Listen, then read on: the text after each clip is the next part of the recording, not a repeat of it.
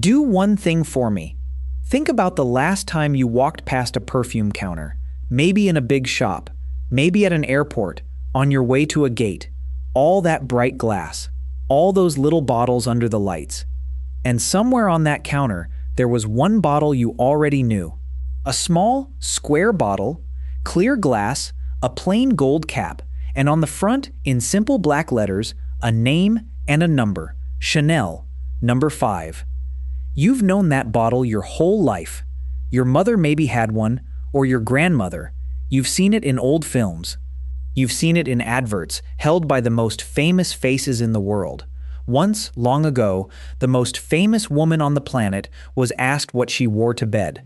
She smiled and said, "A few drops of Chanel number 5, nothing else."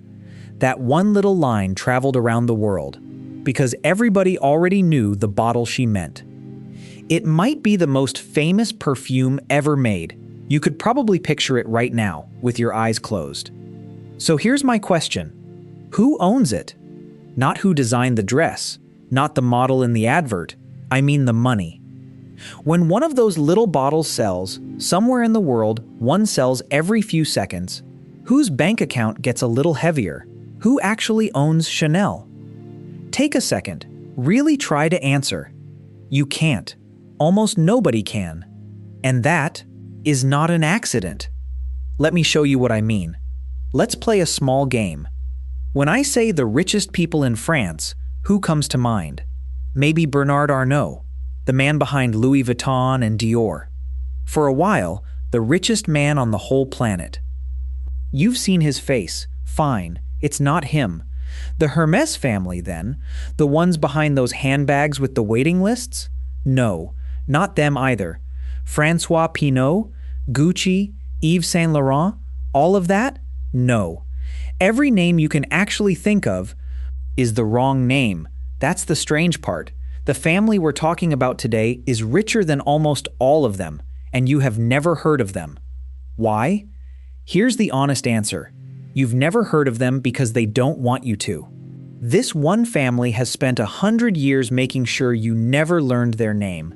To them, being invisible isn't shyness. It's not an accident. It's the whole plan. It's how they've kept the thing they love, quietly, all to themselves, for 4 generations. So let me finally tell you who they are. 2 brothers, that's it. 2 ordinary-looking men, both getting on in years now. Their names are Alain and Gérard Wertheimer, and between the 2 of them, they own Chanel. All of it. Every bottle, every jacket, every shop, 100%. No stock market, no outside owners. Just them. This is World's Richest, and today's story is the quietest one we've ever told. So stay with me, because the harder these 2 men work to disappear, the more astonishing their story gets. Let's go back to those photos for a moment. Try to picture Alain Wertheimer. You can't. Try to picture his brother Gérard. You can't do that either. Now go and search their names and look at the pictures. You'll find a handful. Just a handful. Blurry ones. Old ones. A man half turned away from a camera he clearly didn't want there. Think about how odd that is. These are 2 of the richest men alive. Richer than film stars, richer than most royal families, and there are barely any photographs of them anywhere on Earth. People who write about fashion have a name for these 2. They call them fashion's quietest billionaires. I like that, the quietest billionaires, owners of the loudest, most glamorous name in the world, and they themselves make no sound at all. And here's what makes it stranger still. There's no scandal hiding underneath it. No trouble with the law, no secret they're running from. They simply decided, a long time ago, that their faces were nobody's business. And then they kept that decision, year after year, decade after decade, with a kind of discipline that most famous people could never manage for a single week. And it's not just the photos. Alain has almost never given an interview. Once, years ago, a newspaper asked him why. His answer was simple. He said talking about himself was not useful for the Chanel business. That's it. No drama. It just doesn't help the work, so he doesn't do it. There are little stories that people tell about the brothers, and they're lovely. They say that when there's a big Chanel fashion show, the kind where every famous person in the world is fighting for a seat in the front row, the brothers don't sweep in like kings, they drive themselves. In a small, ordinary French car, and then they go and sit down in the third row, the fourth row, somewhere back where nobody's looking, and they just watch. The men who own the whole show sitting quietly behind the guests. They never put their own names on an advert. They never stand on a stage. They let the clothes be famous, and the perfume be famous, and the name be famous, while they stay in the shadows behind all of it. Now let's talk about the money. And I want to be careful and honest here, because these are big numbers, and nobody has opened the family's books. The people who count these things, Forbes, at the end of 2024, figured each brother is worth about $41 billion each. Put them together, and you're somewhere around $82–84 billion. Those are estimates, not exact facts. The family has never confirmed a number in its life, and Chanel itself, the company makes something close to $20 billion in a single year. In 2023, it had its best year ever, a little under $20 billion. The next year, 2024, that dipped a bit. Money goes up, money goes down, even for Chanel. But roughly, we're talking about one of the biggest luxury houses on the planet, owned, completely, by two brothers who'd rather you never notice them. To really feel how much that is, try putting them next to the names you do know. The film stars, the singers, the tech founders whose faces are in every headline. These two quiet brothers would sit above almost all of them, richer than the people you'd point at in the street. And yet, if they walked into a coffee shop and sat down at the table next to you, you wouldn't look up. You wouldn't have the faintest idea. So now you have to be wondering the same thing I did. How? How do you end up owning something this big, this famous, and stay this invisible? And here's where the story turns, because the answer is going to surprise you. These two men didn't build Chanel, they were born into it. To really understand them, we have to go back 100 years, to a racecourse in France, and a deal that almost nobody remembers. Let me set the scene.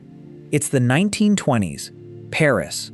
And there's a woman you have heard of, Coco Chanel, the designer, already famous. She'd changed the way women dressed, taken away the tight, heavy fashion of the old days, and given them something simple and easy to move in. She was a star. And she'd just made a perfume, Chanel No. 5. A perfumer named Ernest Beau built the scent for her, and it came out in 1921. There's a lovely little story about the name. They say Beau's brought Coco a row of small samples to smell, each one numbered. She stopped at the 5th. 5 was her lucky number, so that's what she called it. No. 5. Nothing fancier than that. And the scent itself broke all the rules. Every perfume before it had tried to smell like one thing, a rose, a jasmine, one flower you could name. This one didn't. It smelled like nothing in nature at all. It smelled new, and nobody had ever met anything quite like it. People loved it, but Coco had a problem. Making a few bottles by hand is one thing, making millions of them and getting them into shops all over the world, that's a completely different job. That needs factories, it needs trucks and money and a whole machine, and she didn't have that machine. But someone else did. At a race course called Longchamp in 1922, a man introduced Coco to another man. The one doing the introducing was named Théophile Bader, and he ran one of the grandest department stores in all of Paris, Galeries Lafayette. Bader had seen Coco's little perfume, and he wanted it in his shop, by the crate, not the trickle. But for that, someone would have to make it in huge numbers. So Bader walked her over to a man he knew could do exactly that. And the man she met, that was Pierre Wertheimer. Remember that name, Pierre Wertheimer, because he is the beginning of everything. Pierre and his brother Paul already owned the biggest perfume and cosmetics company in France. They had the factories, they had the shops, they had exactly the machine that Coco needed. and they looked at her little perfume and they saw what it could become. So in 1924, they made a deal. They created a company just for the perfume and they split it up. And I want you to really hear these numbers because this one split explains the whole next 100 years. The Wertheimer brothers took 70%, the man from the department store took 20%, and Coco Chanel, whose name was on the bottle, got 10%. 10. The Wertheimers put in the money and the machine. Coco lent her name and her scent, and from that day, the family that would one day become invisible owned the biggest share of the most famous perfume in the world. This is the thing to understand. The Wertheimers didn't invent Chanel. They didn't dream up the dresses or the scent.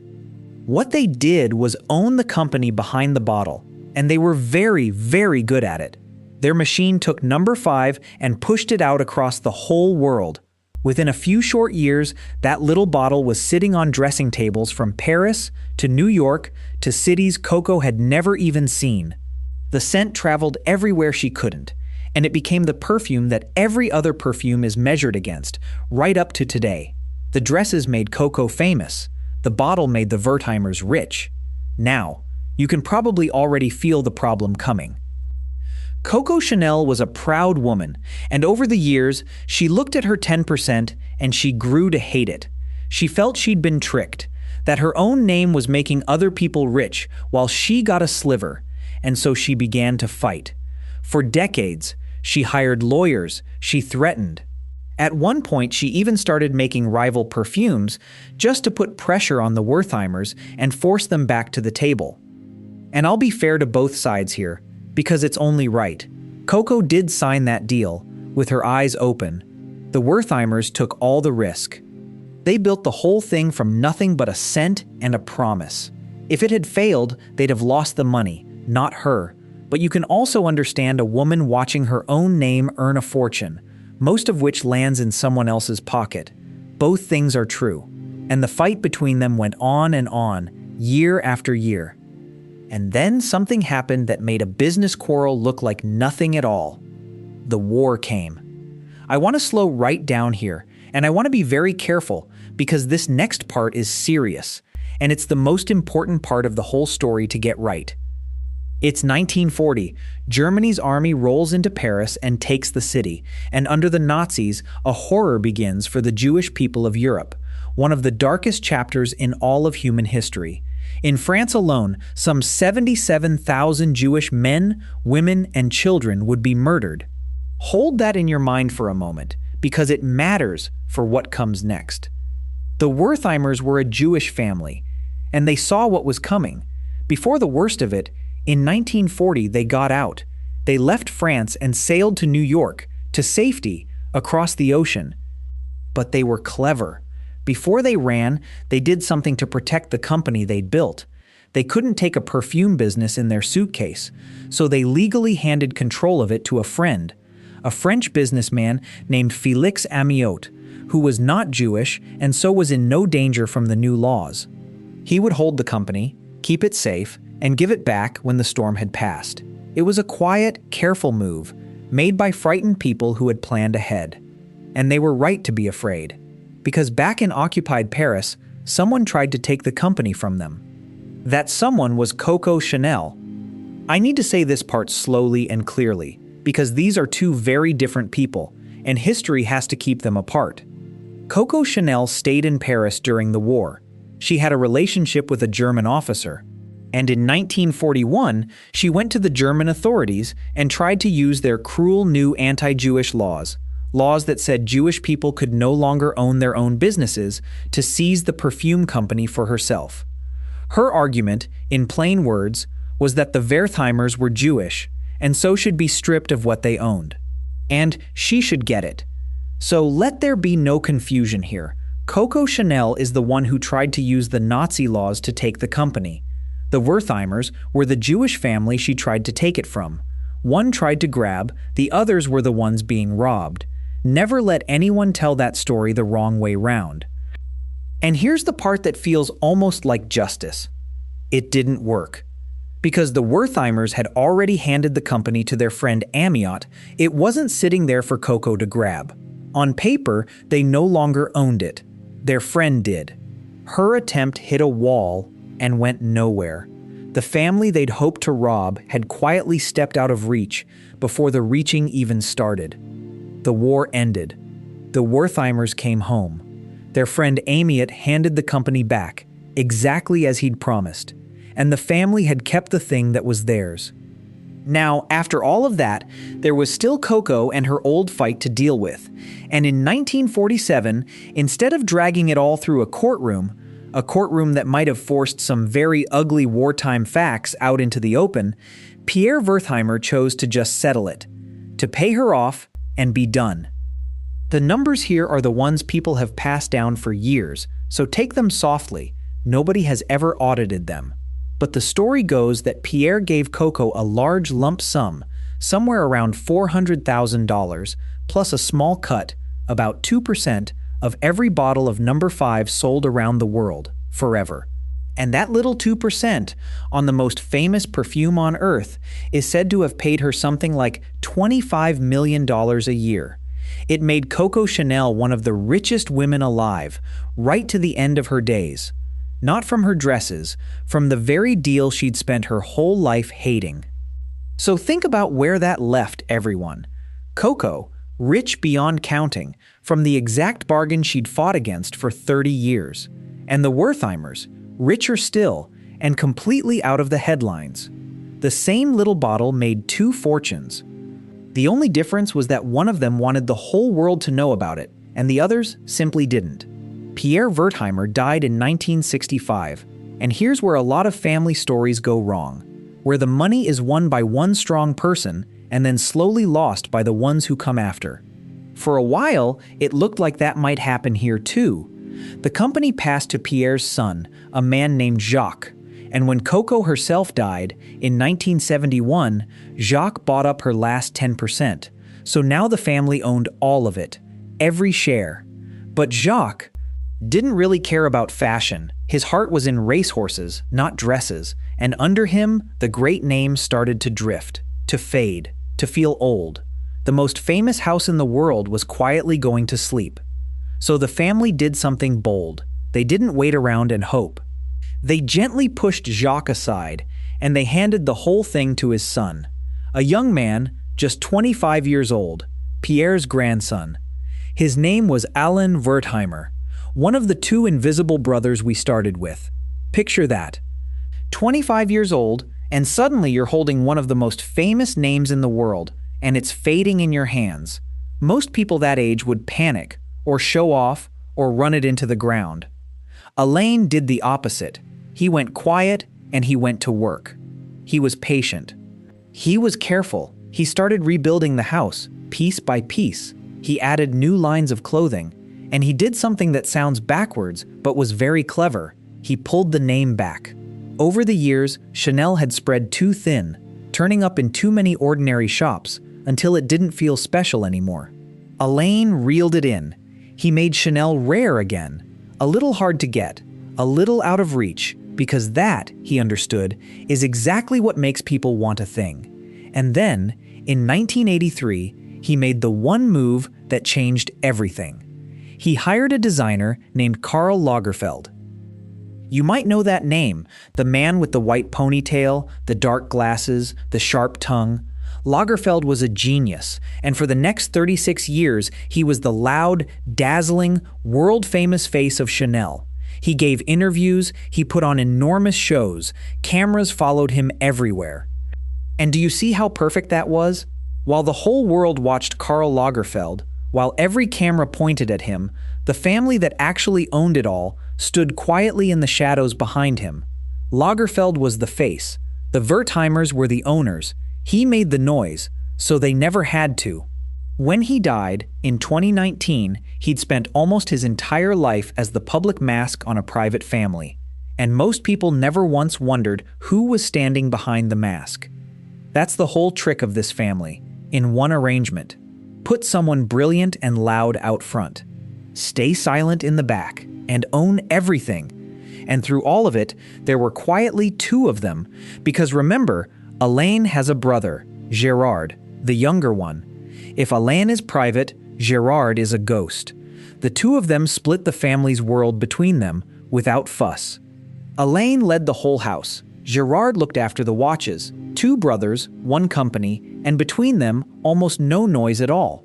So where does that leave us today? Chanel is still completely private. No stock market, no outside shareholders answering questions. In fact, the company kept its numbers secret for so long that it only began sharing them at all a few years ago, around 2018. And being private is exactly how the brothers like it. It means they answer to nobody. They don't have to chase quick profits to please strangers. They can be patient. They can think in decades, not months. Think about what that really buys them. When a bad year comes along, and even Chanel has bad years, a company owned by the public has to stand up and explain itself to nervous strangers, cut costs, cancel plans, calm everyone down. The Wertheimers never have to do any of that. They can look at a slow year, shrug, and keep right on building anyway, betting on where they'll be 10 years from now instead of 10 months. There's no crowd shouting at them to stop. There's just the two of them and the long game. And Chanel isn't even the whole picture. Quietly, off to the side, the brothers own some of the finest vineyards in France and more in California. They breed racehorses, just like their grandfather did before them. They run a quiet money office out of New York, all of it low-key, all of it out of the spotlight. The pattern never changes. Now, I told you at the start to be careful with the word richest, and I meant it. Are the Wertheimers the single richest family in all of France? No. That crown belongs to Bernard Arnault, the Louis Vuitton man, and everyone knows his face. But that's the whole point, isn't it? The Wertheimers are the richest family you have never heard of, sitting on a fortune to rival almost anyone's, and doing it without a face, without a sound, without a single photo you could pick out of a crowd. So let's go back to where we began. Back to that little square bottle on the counter. Clear glass, gold cap, a name and a number you've known your whole life. The next time you walk past it, the next time you catch that scent, or see it in an old film, or spot it in a friend's bathroom, I want you to remember something. Somewhere out there, in a quiet house with no cameras and no crowd, there are two brothers, and every time one of those bottles sells, somewhere in the world, they get a little richer, and you will never see their faces. You will never learn much about their days. That's exactly the way they've wanted it, for 100 years. We tell a lot of stories on this channel about loud money, the big names, the famous faces, the people who want the whole world to know exactly how much they have. This one was different. This was a story about the other kind, the kind that owns the loudest name on earth, and chooses, on purpose, to stand in the dark behind it. The invisible family, fashion's quietest billionaires, hiding this whole time in plain sight, right there on a shelf you've walked past 1,000 times. We'll see you with another one very soon.